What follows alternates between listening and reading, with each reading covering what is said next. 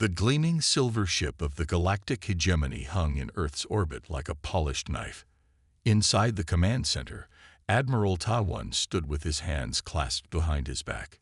He watched the blue planet spin slowly on the main view screen. "Look at them, Commander June," he said. "They still burn fossil fuels. Their space vessels can barely reach their own moon. Pathetic." Commander June nodded. He had seen this many times before, the Admiral's contempt for lesser species. It was almost a ritual before each new conquest. "Shall I prepare the standard greeting, sir?" June asked. "Yes, send the diplomatic vessel. Let them know who their new masters are." The hegemony had followed this same pattern for thousands of years. First contact, then demands for surrender, then swift destruction of any resistance. Finally, integration into the Empire as a servant race. It was efficient. It was predictable. What was not predictable was Earth. The humans had only achieved global unification 30 years earlier. The Great Wars had nearly destroyed them. But from those ashes rose a united planet. They had learned bitter lessons about survival. They had built defense systems unlike any other world, systems designed by people who expected betrayal. In the United Earth Defense Council chamber, 12 men and women gathered around a circular table. Holographic displays showed the alien vessel in orbit. "They're sending down a shuttle," reported General Han. Her weathered face betrayed no emotion, though this was humanity's first contact with alien life. "Atmospheric entry in 10 minutes. "Do we shoot it down?" asked one of the council members. General Han shook her head. "No. We hear what they have to say. We show them respect."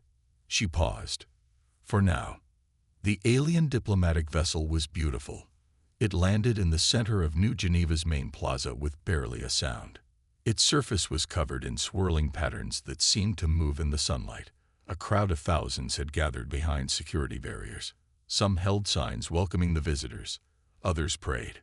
From the ship emerged 5 tall, elegant beings. They had pale blue skin and moved with flowing grace. Their leader wore an elaborate headpiece that sparkled with embedded jewels. The alien diplomat spoke, his words translated through a device at his throat. "People of Earth, I am Kyo, emissary of the Galactic Hegemony. We bring you greetings from 10,000 worlds." The Earth delegation, led by General Han, bowed slightly. "We welcome you to Earth." What followed seemed cordial, but those who watched closely noted how the aliens never asked questions about human culture or history. They spoke only of the hegemony's glory, its power, its inevitable expansion. After an hour of pleasantries, Kyo finally revealed their true purpose. "The hegemony has claimed this sector of space. Your world is now part of our empire. Surrender your military capabilities and prepare to receive our governors. Resistance is—" He paused, searching for the right word. "Unnecessary." A murmur ran through the human delegation, but General Han remained calm. She had spent 50 years in military service. She had fought in the last of the Great Wars. She recognized the face of an enemy who underestimated his opponent. "Emissary Kyo," she said, her voice steady. "Perhaps you misunderstand. Earth is not available for conquest." Kyo's expression didn't change, but his fingers twitched slightly. "This is not a negotiation. The hegemony rules this sector. You will submit or face extinction. This is merely a courtesy notification." General Han smiled, which confused the alien delegation. It was not the reaction they usually received. "Throughout our history," she said, "humans have faced would-be conquerors, empires that thought themselves invincible. We have always prevailed. Your empire will be no different." Back on the command ship, Admiral Ta-1 received the report from the diplomatic mission with amusement. He actually laughed out loud. "They refuse to surrender?" he asked incredulously. "A planet that hasn't even developed basic interstellar travel?" "Yes, Admiral," said the communications officer. They were quite firm. Tai-1 shook his head. "How refreshing. Most species at least pretend to surrender and then try to rebel later." He turned to Commander June. Prepare a small battle group. 10 destroyers should be sufficient. Target their major military installations first. Sir, Jun replied, our scans show something unusual about their defense systems. Unusual how? They're fragmented, decentralized. Not what we typically see. The Admiral waved his hand dismissively. A primitive attempt at redundancy, nothing more. Proceed with the attack. What the hegemony did not know, what they could not know, was the humans had been preparing for this moment since they first looked up at the stars. Not because they knew aliens existed, but because humanity's violent history had taught them to always prepare for threats. Deep beneath the Rocky Mountains, in a facility unknown even to most of Earth's governments, Dr. Min activated the Sentinel system. It had been built in secret for decades, using technology derived from theoretical physics that the hegemony thought impossible for such a young species. In orbit, unseen by the alien sensors, hundreds of tiny satellites changed position. On the ground, hidden bunkers opened to reveal weapons designed by people who had spent their lives imagining how to fight enemies from beyond the stars. General Han stood in the command center watching the alien ships begin to move into attack formation. A young officer approached her nervously. General, shouldn't we evacuate the cities? Han shook her head. No, that would reveal our preparation. Our strength has always been in letting enemies underestimate us. She touched a small medallion at her neck, a memento from the last war on Earth. The hegemony thinks we are primitives because we burn fossil fuels and fight among ourselves. They see our divisions as weakness. She turned to face the officer. They don't understand that our struggles have made us strong, that our divisions have created diversity of thought, that our wars have taught us how to fight in ways they cannot imagine. On the hegemony flagship, Admiral Ta Wan gave the order to commence the attack. He felt no remorse. This was simply the natural order. The strong ruled the weak. The hegemony had followed this principle for 10,000 years. No species had successfully resisted them in 3,000 years. As his ships moved into position, Ta Wan allowed himself a small smile. Another world for the Empire. Another primitive species to serve their betters. The natural order maintained. The Admiral had no way of knowing that humanity was about to change everything he believed about the natural order of the galaxy.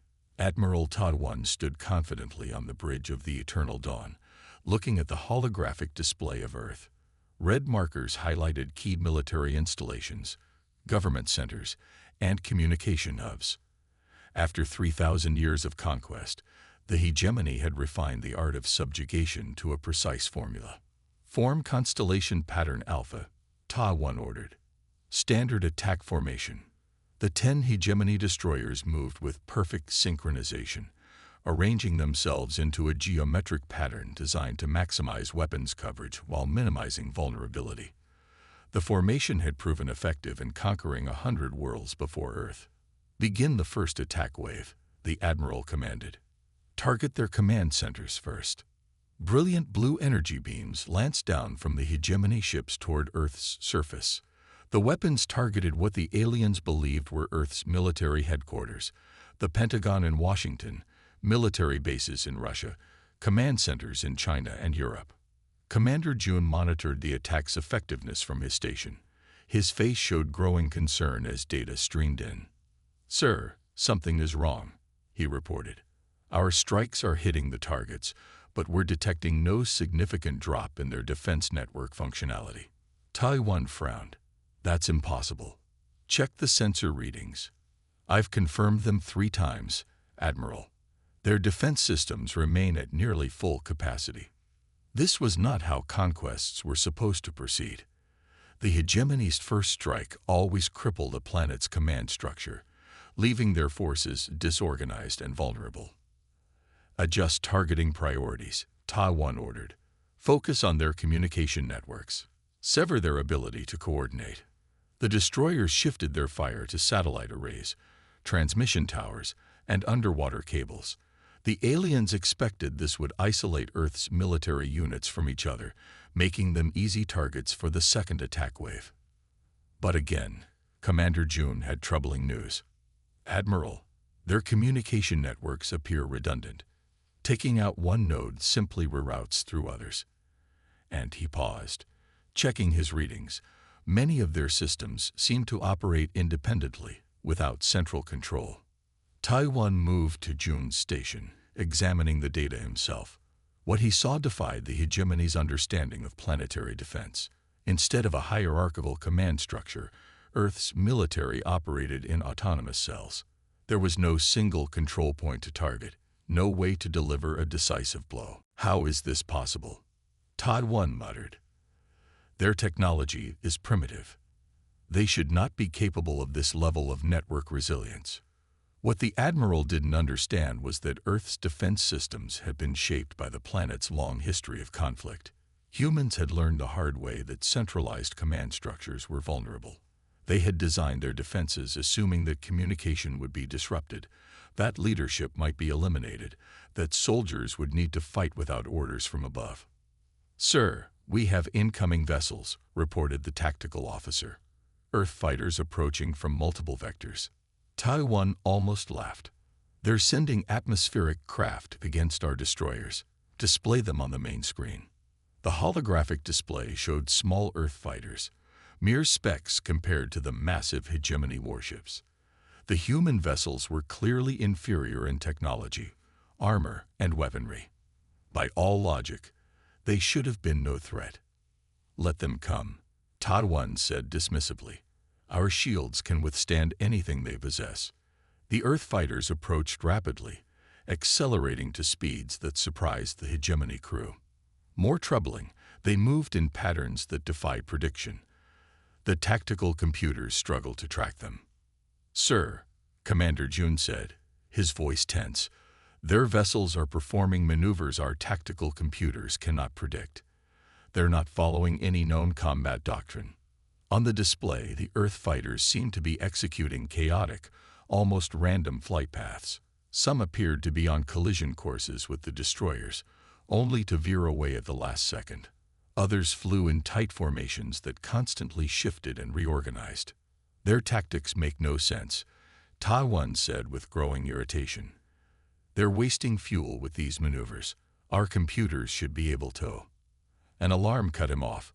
One of the destroyers reported shield fluctuations. "Impossible," Taiwan snapped. "Their weapons cannot penetrate our shields." But the humans weren't attacking the shields directly. They had identified a pattern in the shield generation and were exploiting it, firing precisely timed shots that created resonance effects in the energy fields. "They're targeting the shield modulators specifically," Commander June realized. But how could they know about that vulnerability? The hegemony had never encountered an enemy who understood the fundamental physics of their shield technology. The modulators were protected by multiple redundancies, but the humans seemed to know exactly where to strike. More alarms sounded across the bridge. 3 destroyers now reported critical shield failures. The supposedly primitive human weapons were getting through. "Reconfigure shield frequencies," Taiwan ordered, "and prepare tow."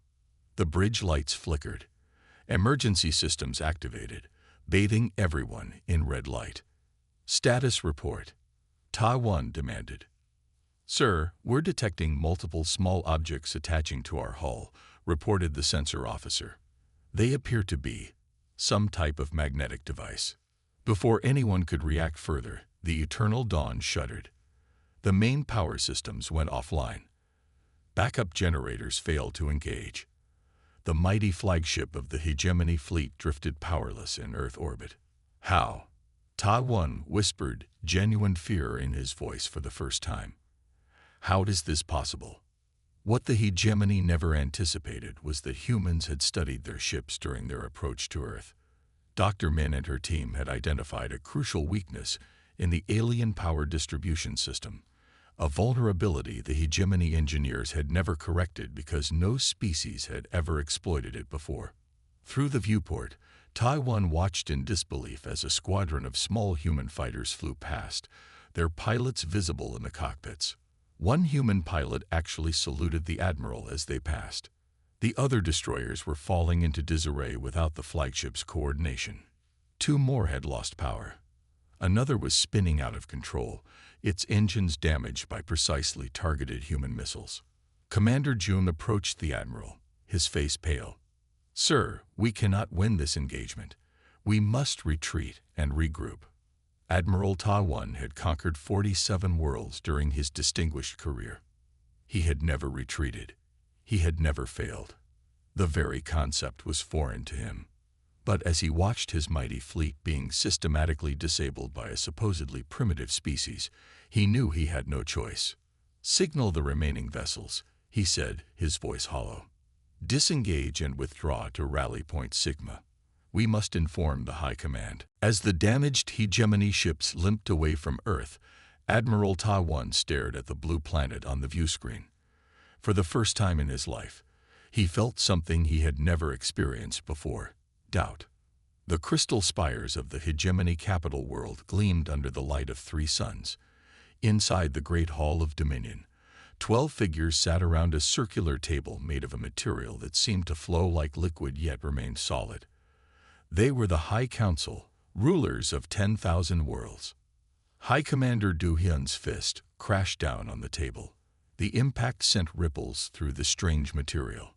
"Impossible," he shouted. "A primitive world with no faster-than-light capability defeated our forces. I want Admiral Ta-1 executed for this failure." The admiral stood at the center of the room, his head bowed in shame. He had returned with half his fleet damaged or destroyed.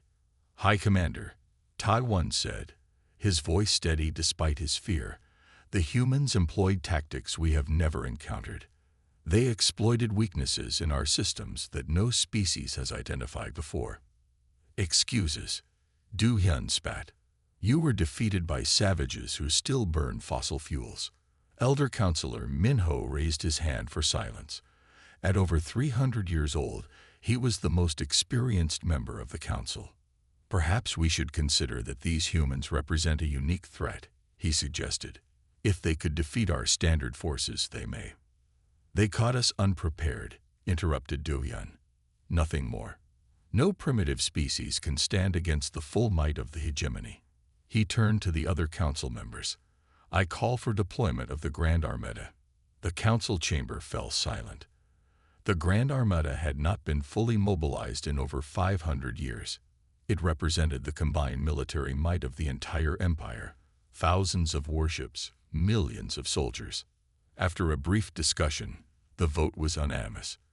The humans had to be punished. Their defiance could not stand. "Deploy the Grand Armada," ordered Du Hyun, his voice echoing in the vast chamber. "This insignificant planet will learn the cost of defiance." On Earth, celebrations of the initial victory were brief. Military leaders knew the hegemony would return with greater force. In a vast underground facility beneath the Australian outback, General Han walked between rows of alien technology salvaged from the damaged hegemony ships. Engineers and scientists worked day and night, trying to understand and adapt the advanced systems. "What have you learned?" Han asked Dr. Min, who led the research team. Dr. Min pointed to a device on her workbench. "Their power systems operate on principles we barely understand. But we're making progress."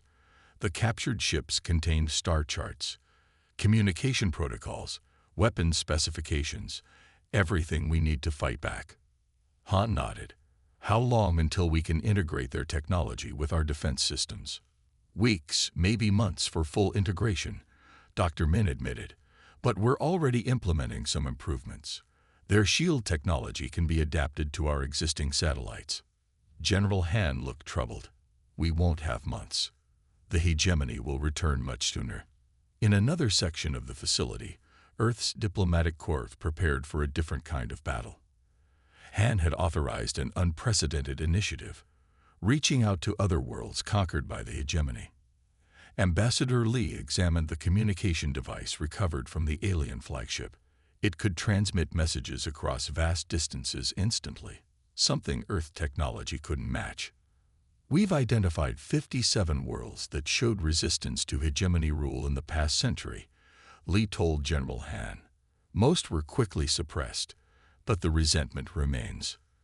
Contact them all Han ordered. Tell them Earth has successfully defended against a hegemony attack. Tell them we're willing to share our tactics and technology. Li looked uncertain. And if they report our communications to their hegemony overlords, then we've lost nothing. But if even a few join us, Han's eyes hardened. Tell them Earth stands with all who desire freedom. As Earth prepared, the largest military force in the history of the galaxy assembled at the edge of the Sol system. 3,000 warships, each many times more powerful than the vessels in the first attack, formed a fleet that stretched for thousands of kilometers. Fleet Master Jeho stood on the bridge of the dreadnought Eternal Dominion, the largest warship ever built. Jeho had led the conquest of the 7 spiral systems, crushing all resistance with ruthless efficiency. He had never known defeat. Display the target world, he commanded. A hologram of Earth appeared before him. Small and blue, it seemed insignificant against the backdrop of stars. Their defenses, Jeho asked his tactical officer. Primitive, Fleet Master. They possess nuclear weapons, particle beam satellites, and a small fleet of space-capable fighters. Nothing that can threaten our armada. Jeho studied the hologram with narrowed eyes. And yet they defeated Admiral Tawan's force. A lucky strategic strike, nothing more, the tactical officer assured him. Our numbers alone guarantee victory. We outnumber their forces 30-1. Jeho nodded slowly. Prepare the fleet for light-speed jump. We will arrive in 3 formations to surround the planet. No escape for their leaders, no sanctuary for their forces. He turned to address his bridge crew. This battle will be remembered as a footnote in our glorious history. The day we taught humanity the price of defiance. Little did the Fleet Master know that across the hegemony, communication channels thought secure for millennia were carrying messages from Earth.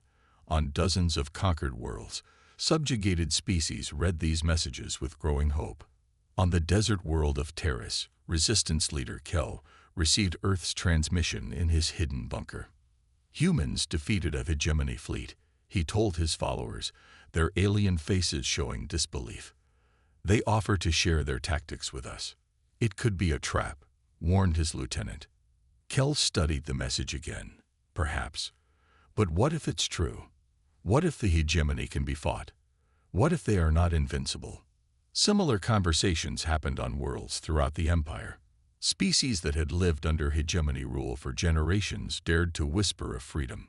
Back on Earth, General Han stood before the United Defense Council. The room was tense with the knowledge of what was coming. The hegemony Grand Armada has been deployed, she reported. Our long-range sensors detect thousands of ships approaching. They will arrive within 72 hours. A council member spoke up. Can we evacuate key personnel? Perhaps to Mars or the moon bases. Han shook her head. No. The hegemony will find them. We stand and fight here. With what? Another member asked. Even with the technology we've salvaged, we're hopelessly outmatched. Han activated a holographic display showing Earth's defenses, a network of satellites, ground-based weapons, and the small fleet of spacecraft modified with alien technology. We defeated them once by exploiting weaknesses they didn't know they had, she said. We'll do it again. But this time, we may not fight alone.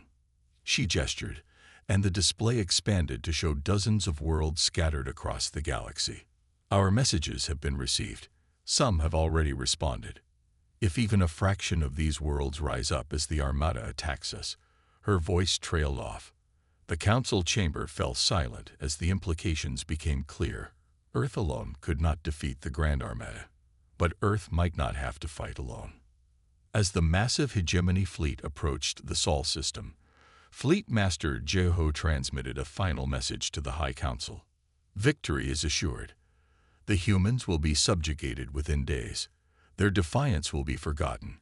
Their world will serve the hegemony, and the natural order will be restored.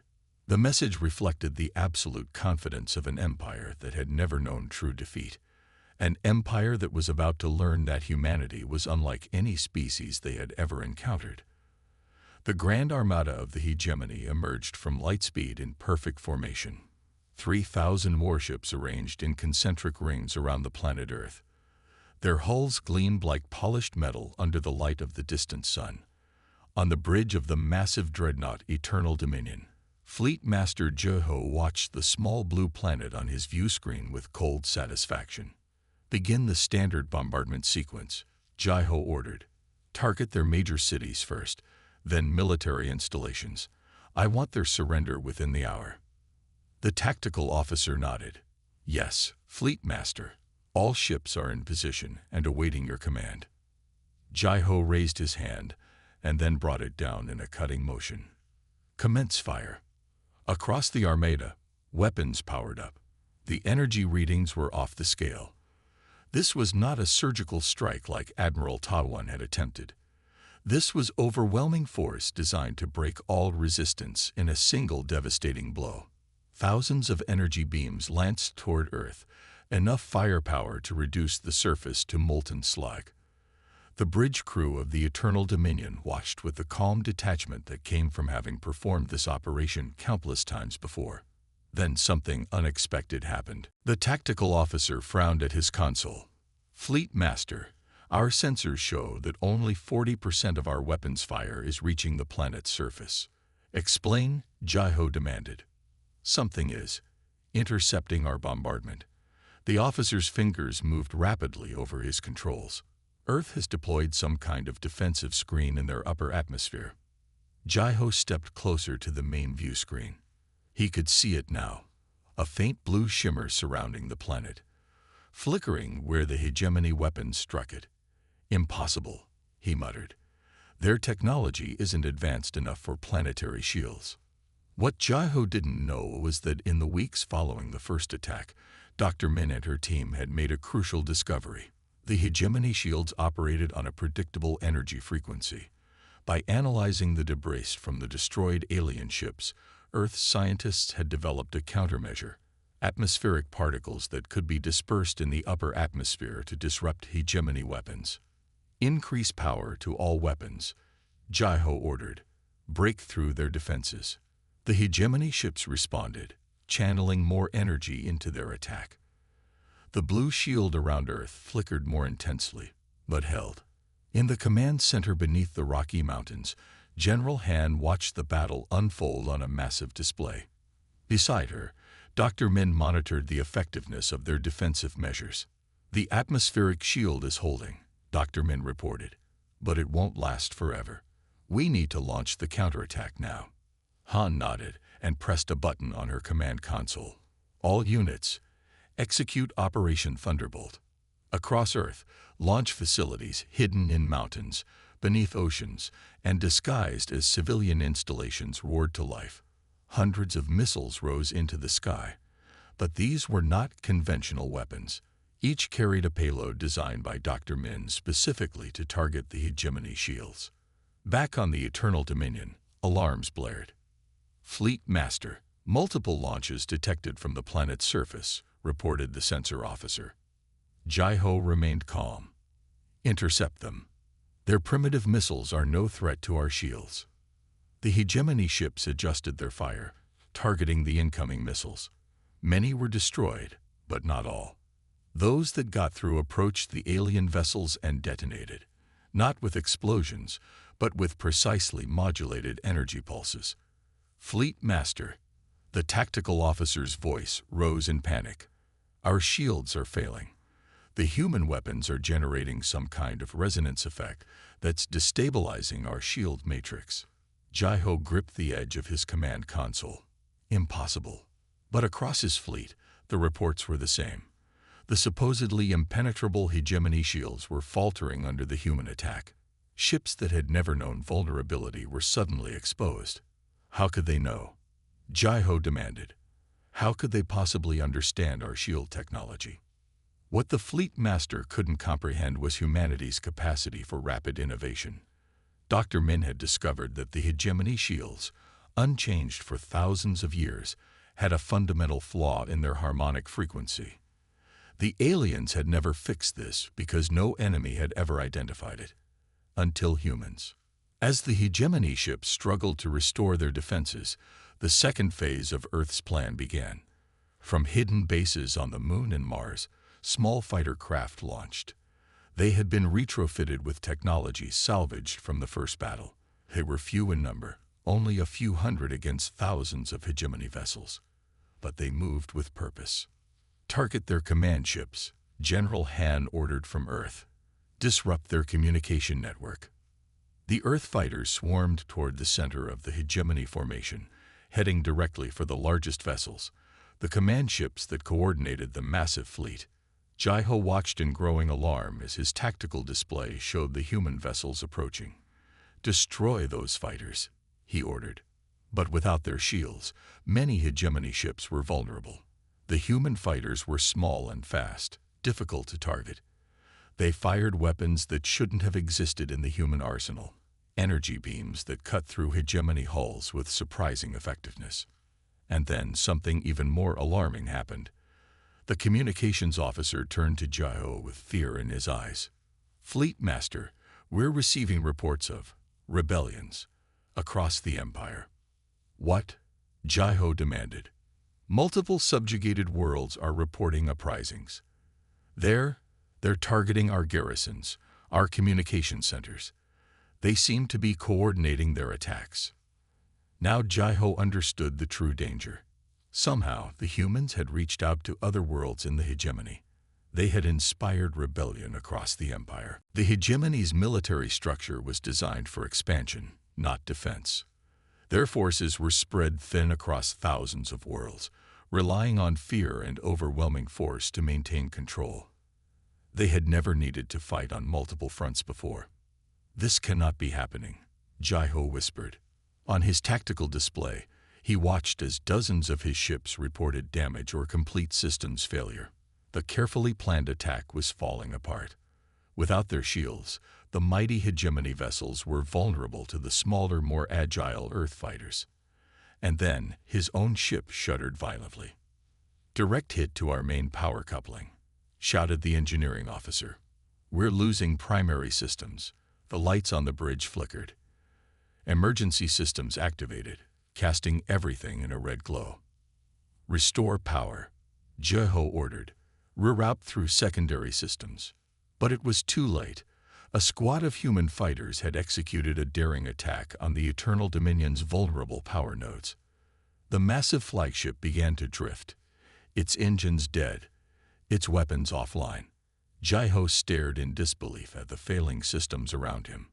This was not possible. The greatest fleet in the history of the galaxy, defeated by a primitive world. Then came the final blow. The bridge doors slid open, and armed figures entered, humans in spacesuits, weapons raised.